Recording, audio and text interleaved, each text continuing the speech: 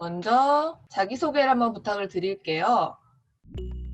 안녕하세요. 메빌입니다. 고등학생이고 지금 헬로맨틱 팬섹슈얼로 정체화했습니다. 안녕하세요. 저는 걸플럭스, 폴리모노플럭스, 바이 홍백입니다. 안녕하세요. 나림다이고요. 논바이너리 에이젠더 바이섹슈얼이에요.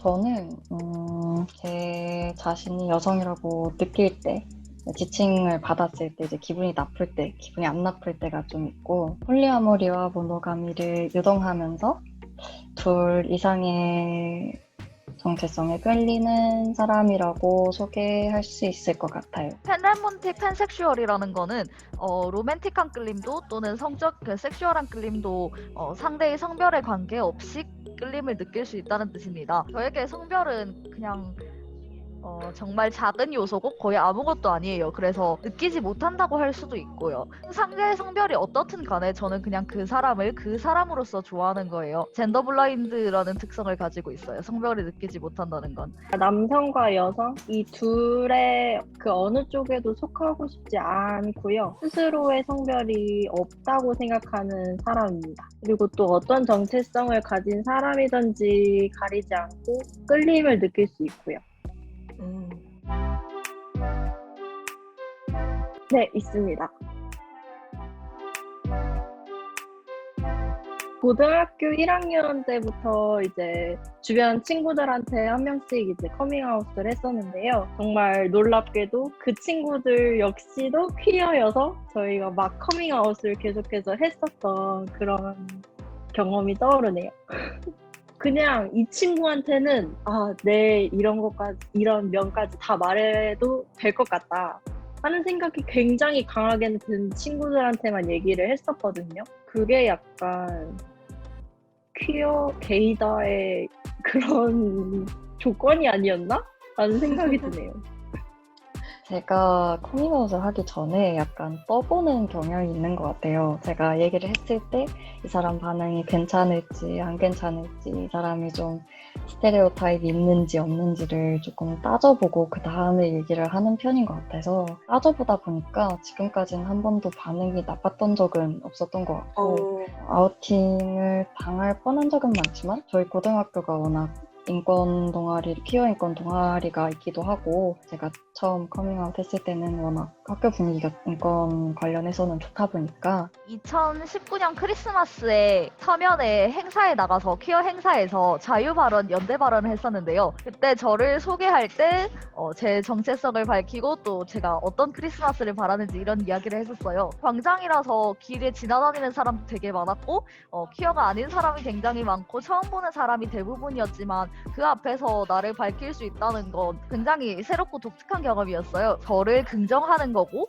그리고 이 커밍아웃은 제가 이전에 했던 뭐 친구들이나 가족이나 뭐 개인적으로 1대1로 이루어지는 커밍아웃과 굉장히 다르다고 생각했거든요. 개인으로 이루어지는 커밍아웃이 상대와 나 사이의 관계에서 내 위치를 새롭게 정의한다면, 길에서 마이크 들고 제가 이런 사람이고 이런 사람이 존재합니다 라는 거는 행사장에 있던 사람이나 아니면 길에 지나다니면서 그냥 보던 행인 또는 사회에게 내가 여기 있고 이런 사람이 존재하고 나를 받아들여야 하고 이런 걸 얘기할 수 있는 느낌이었고, 또 이렇게 공개적으로 저를 드러낸다는 건 저와 비슷한 사람들에게 힘이 될 수 있다는 생각이 들어서 굉장히 새롭고 상쾌했어요. 자기 긍정의 경험이라서 굉장히 즐거웠고요. 굉장히 많아요. 남자랑 여자랑 동시에 사귀는 거야? 동시에 사귀는 건 폴리아모리고, 여기에 대해서 구분을 잘 못하시는 분이 많더라고요. 이 정체성이 그렇게 많이 알려진 정체성이 아니라서 들었을 때 이게 뭔지 자체를 모르는 사람이 많아서 팬섹슈얼이라고 하고 한글로 번역하면은 범성애자인데 이 범이 그 어우르는 뭐 이런 뜻이라는 걸 모르는 사람이 많아서 그럼 혹시 호랑이 좋아해? 호랑이랑 하니? 이런 말을 들은 적도 있고요. 이 정체성을 잘 모르니까 시체를 좋아하니? 이런 말을 들은 적이 있었고, 이건 굉장히 좀 당황스러웠는데, 내가 여자도 좋아할 수도 있고 남자도 좋아할 수도 있고 뭐 그게 아닌 사람도 좋아할 수도 있고 라고 얘기를 했는데 일단은 가족한테는 아 그래도 얘가 남자를 좋아할 수는 있겠구나라는 희망이 있기 때문에 그랬나 봐요. 크게 저한테 이제 그거에 대해서는 뭐라고 하지 않으시더라고요. 받아들였다고 해야 할까요? 포기했다고 해야 될까요? 아. 좀 그 사이에 있어요 지금. 남자 만나는 게 약간 괴리감 든다. 너는 남자 안 만날 줄 알았는데 남자를 만나는구나. 너가 그렇게 얘기하니까 좀 그렇다. 이런 말을 좀 많이 들었던 것 같아요. 그런 건 뭘까요, 대체? 노모노섹슈얼 전반에 있는 편견이라는 게 바람둥이 아니면 뭐 문란하다 이런 이야기가 있잖아요. 박쥐 같다는 이야기를 되게 많이 하더라고요. 저는 그 말이 되게 마음에 안 들었습니다. 이성애와 동성애 이 사이에서 갈팡질팡한다 이런 얘기 단순히 혼란스러운 거 아니야? 이런 이야기도 되게 많이 들었고요.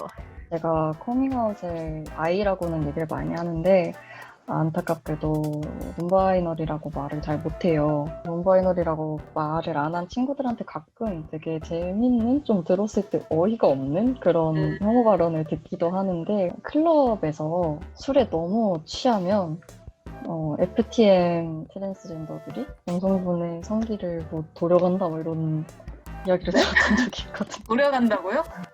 네, 이거 그걸 약간 노려가서 구미호 전설 같은 거 아니에요? 그러니까요. 약간 뭐 간을 떼어가는 것도 아니고 그런 게 있어? 그랬던 것 같은데 되게 들었을 때 기억에 많이 남아요. 그게 좀 충격적이었어요. 애들은 그런 거 모르니까 뭐 그렇게 얘기했을 수 있다고는 생각하지만 그래도 막 유쾌한 발언은 아니죠, 그렇게. 저 되게 듣고 웃겼던 네, 것보다는 웃기긴 한데 유쾌하진 않은 그런 문제인 것 같아요. 헛웃음이 나오는 부모님께 커밍아웃을 했을 때는 좀 부정적인 얘기도 많이 들었어요.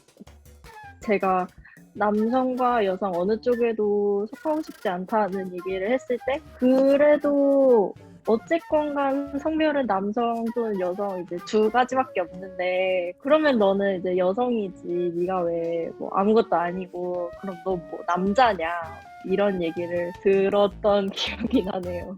제가 논바이너리라고 커밍아웃을 제 룸메이트한테 했을 때 정말 궁금하다는 그 순수한 호기심으로 그러면 자웅동체 같은 거야? 라고 물어봤는데 이제 그때 그 분위기상 정말 그렇게 생각해서 저한테 물어본 게 아니라는 걸 아니까 저는 되게 그냥 웃겼던 것 같아요. 좀 터무니없는 그런 말이었던 것 같고 아까 그 성기를 도려낸다 이런 그거는 제가 그때 너무 어이가 없어서 아니야 이랬는데 그렇진 않아. 내가 뭘 안다고 아니야 이랬는데 아니 근데 그럴 수- 그럴 리가 없잖아요. 그럴 수가 없잖아요. 의학적으로 그게 불가능하잖아요. 불가능하잖아.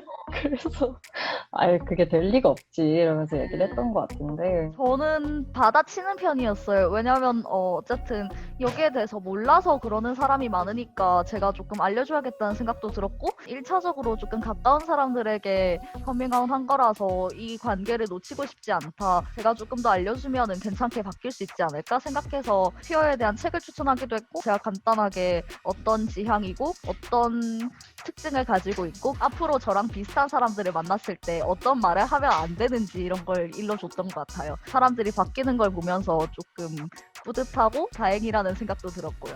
아 답답하다.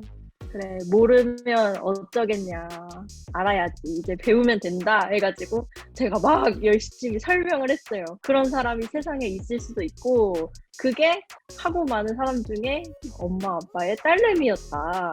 그냥 받아들여라. 방법이 없다. 나도 나의 정체성을 받아들이는데 시간이 오래 걸렸기 때문에 엄마랑 아빠도 시간이 오래 걸릴 걸 안다. 하지만 받아들여야 된다. 막 이렇게 하면서 제가 거의 세뇌하듯이 이렇게 그때 들었던 이제 자웅동체 그것도 그냥 아니야 이러고 웃으면서 넘어갔던 것 같은데 지금이라도 약간 웃으면서 넘어갈 것 같긴 해요. 그 분위기라는 게 있으니까 대화 중에 그렇죠. 분위기를 아무래도 너무 그 사람과의 관계도 있을 거고.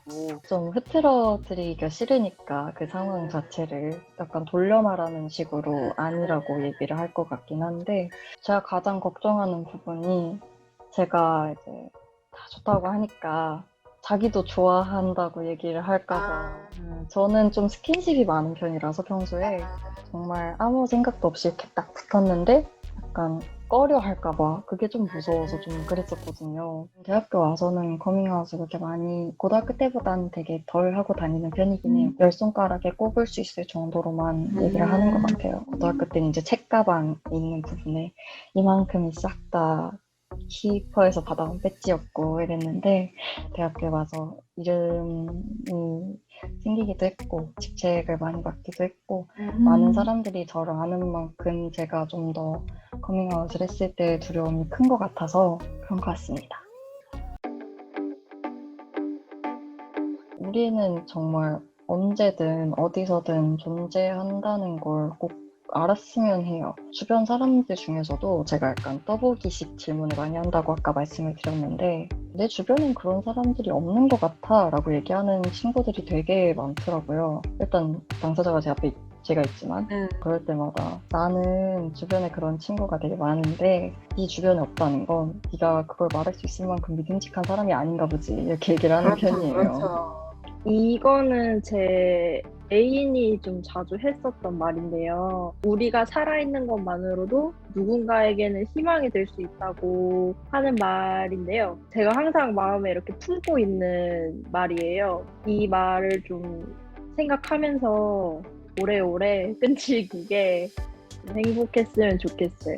세상이 우리에게 뭐라고 하든지 굴하지 않고 같이 옆에 있는 사람이랑 손 잡고 앞으로 나아갈 수 있었으면 좋겠어요. 그냥 서로가 힘이 되니까 우리 서로 의지하고 더 나은 세상을 만들 수 있게 우리가 변화가 되어야겠다는 생각을 했어요. 사람들이 은근 잘 모르더라고요.